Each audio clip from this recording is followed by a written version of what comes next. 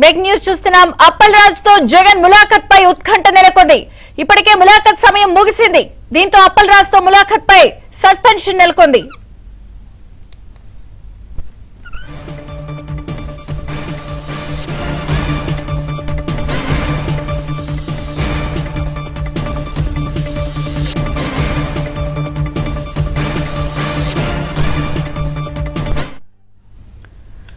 అప్పల్ రాజ్ తో జగన్ ములాఖత్ పై ఉత్కంఠ నెలకొంది. ఇప్పటికే ములాఖత్ సమయం కూడా ముగిసిపోయింది. దీంతో అప్పల్ రాజ్ తో ములాఖత్ పై సస్పెన్స్ నెలకొంది. లేటెస్ట్ అప్డేట్స్ రమేష్ అందిస్తారు. రమేష్, ఏదైతే జగన్మోహన్ రెడ్డి అప్పల్ రాజును కలవటానికి ములాఖత్ కోసం వచ్చారో ఈ నేపథ్యంలో ఇంకా జైలుకు సంబంధించి దాదాపుగా 100 మీటర్ల దూరంలో జగన్మోహన్ రెడ్డి ఇంకా ఉన్నారు. ఆయన కాన్వాయ్ ఉదయం 10:30 గంటలకు విశాఖపట్నం బయలుదేరితే ఇంకా జైలుకి చేరుకోలేనటువంటి పరిస్థితి. కొద్ది క్రితం జైలు దగ్గరలోకి వచ్చారు, జైలు ప్రాంగణంలోకి. కానీ ములాఖత్ సమయం ముగిసిపోయిందని చెప్పి అధికారులు ప్రకటిస్తున్నారు. ఎందుకంటే సాధారణంగా 5 గంటలతో ఇక ములాఖతులు ఉండవు కాబట్టి ఈరోజు జగన్మోహన్ రెడ్డికి అప్పల్ రాజును కలిసేటటువంటి అవకాశం ఇస్తారా లేదా అనేటటువంటి దానిపైన కొంత ఉత్కంఠ నెలకొంది. ముఖ్యంగా ఉదయం ఏదైతే వైసీపీ నేతలు ఇచ్చినటువంటి రిక్వెస్ట్ లో 2 గంటలకు జగన్మోహన్ రెడ్డి ములాఖత్కు వస్తారనేటటువంటి అభ్యర్థన పెట్టుకున్నారు. దాంతో జైలు అధికారులు మొదట 2 గంటల నుంచి 3 గంటల మధ్యలో రావాలని చెప్పి వాళ్ళు అనుమతి ఇవ్వటం జరిగింది. ఆ తర్వాత మళ్ళీ రావటం ఆలస్యం అవుతుంది కాబట్టి 3 గంటల నుంచి 4 గంటల మధ్య ములాఖత్ కావాలని చెప్పి అభ్యర్థన పెట్టుకోవడంతో మళ్ళీ జైలు అధికారులు మరోసారి నిబంధనలు సవరించి వారికి అవకాశం ఇవ్వటం జరిగింది. అయినప్పటికీ కూడా 2 గంటలు లేదు, 3 గంటలు లేదు, 4 గంటలు లేదు, చివరి 5 గంటలకు కూడా జగన్మోహన్ రెడ్డి జైలు దగ్గరికి చేరుకోలేనటువంటి పరిస్థితి.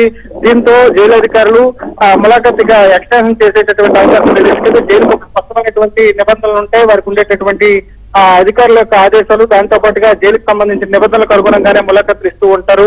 సాధారణ ఖైదీకైనా ఒకటే ములాఖత్, అదేవిధంగా వీఐపీ ఖైదీకైనా ఒకటే సమయం ఉంటుంది కాబట్టి 5 గంటల సమయం దాటింది కాబట్టి ఇక జైలు శాఖ ఉన్నతాధికారుల ఆదేశాల్లో పాటించాల్సినటువంటి అవసరం ఉంటుంది. శ్రీకాకుళం జైలు అధికారులు మాత్రం ఇప్పుడు జగన్మోహన్ రెడ్డి జైలుకు చేరినప్పటికీ కూడా అప్పల్ రాజుతో మాట్లాడించేటటువంటి అవకాశం కనబడటం లేదు. దీంతో అప్పల్ రాజు కుటుంబ సభ్యులు గేటు దగ్గర ఉన్నారు. వారితో ప్రస్తుతం జగన్మోహన్ రెడ్డి మాట్లాడుతున్నారు. ఆయన ములాఖత్కు సంబంధించి ఫర్దర్ గా అధికారులతో చర్చిస్తున్నారు. కానీ ములాఖత్కు అవకాశం ఉంటుందా లేదా అనేటటువంటి సస్పెన్స్ వీడిన తర్వాత ఆయన అప్పల్ రాజుతో భేటీ అవుతారా లేకపోతే తిరిగి ముఖం పడతారా అనేటటువంటి చూడాల్సి ఉంటుంది. ఉదయం నుంచి కూడా మనం చూస్తూ ఉన్నాం.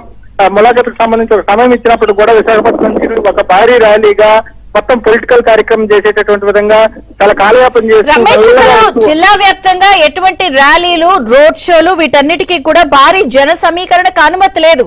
అయినా కూడా మొండిగా అలాగే సాగుతున్నారు. ఇచ్చిన ములాఖత్ టైం కూడా వెళ్లే పరిస్థితి కనిపించడం లేదంటే ప్లాన్ ప్రకారమే రచ్చ చేసేందుకు వైసీపీ జగన్ రెడీ అయ్యారా?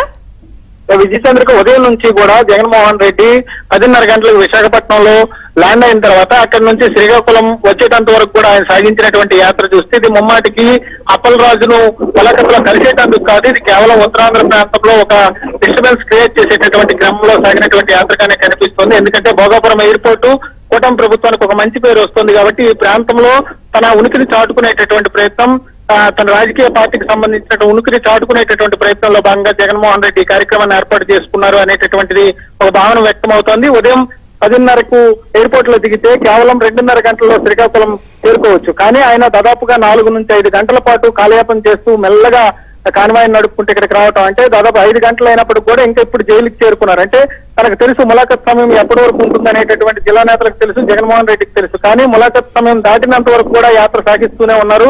ప్రస్తుతం ఇప్పుడు జైలుకు చేరుకున్నారు ములాఖత్ సమయం ముగిసిన తర్వాత.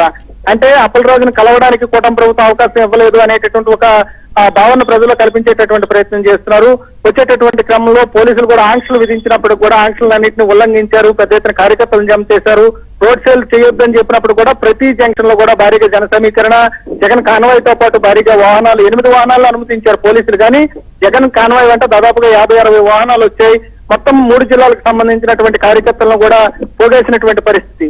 మొత్తం ఎక్కడా కూడా వైసీపీ కార్యకర్తలు కానీ నేతలు కానీ పోలీసు నిబంధనలు కానీ వారు సూచించినటువంటి సూచనలు కానీ ఎక్కడా పాటించినటువంటి పరిస్థితి లేదు. దాంతో పాటుగా దురుసు ప్రవర్తన, ముఖ్యంగా వైసీపీకి సంబంధించినటువంటి నియోజకవర్గ స్థాయి ముఖ్య నేతలే పోలీసులపై దాడులు చేయడానికి ప్రయత్నించడం, పోలీసులు నెట్టేయటం, వారు చెప్తున్నా వినకుండా వారిని నెట్టుకుంటూ వెళ్లిపోవటం, ఇవన్నీ కూడా మనం చూసాం. మొత్తం కూడా జగన్ పర్యటన అంతా ఆద్యంతం కూడా ఉద్రిక్తభరితంగా ఆయన కేవలం ఉత్తరాంధ్ర జిల్లాలలో ఈ రోజు ఒక అలజడి సృష్టించాలి, లేకపోతే ఒక రకమైనటువంటి ఉద్రిక్త వాతావరణాన్ని క్రియేట్ చేయాలనే ఉద్దేశంతోనే యాత్ర సాగినట్లు కనబడుతుంది.